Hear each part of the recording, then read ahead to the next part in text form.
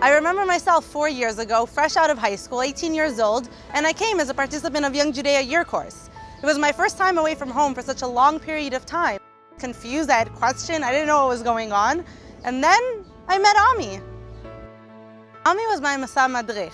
He was there for me through it all. Every question I had, he answered. Every problem I had, he solved. He became my mentor. That's when I knew that one day I also wanted to be a madricha.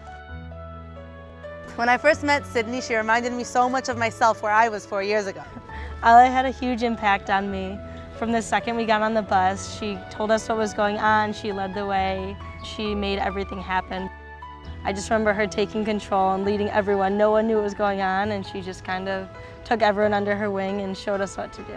I just know that I can influence my chanichim in so many ways, either positive or negative. I learned from Ale pretty much everything about Israel, about Zionism, about where I wanted to be, what I wanted to do. I thought about everything that Ami did for me, and I was so excited to be able to pay it forward to Sydney.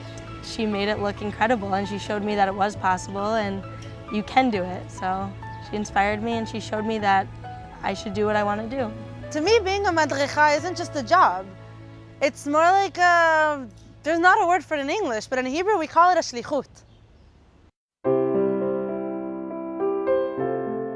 The connection between Gal and I is very special. I've had him since the very beginning. He did Marva, the 2-month army program, and I was the madricha who went and visited them. Mallory helped me with a lot of things throughout the year.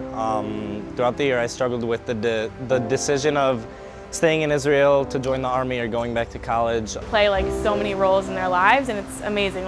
At one point you're their parent, at another point you're their friend, and then you're their sibling, and then you're the policeman and the defense lawyer. It's actually crazy.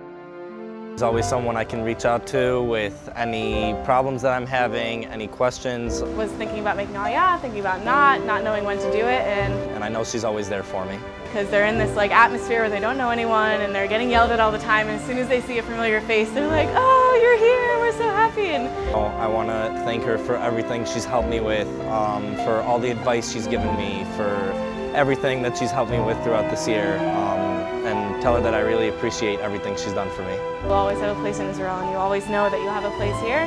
And Israel is always here. Israel will always be my home.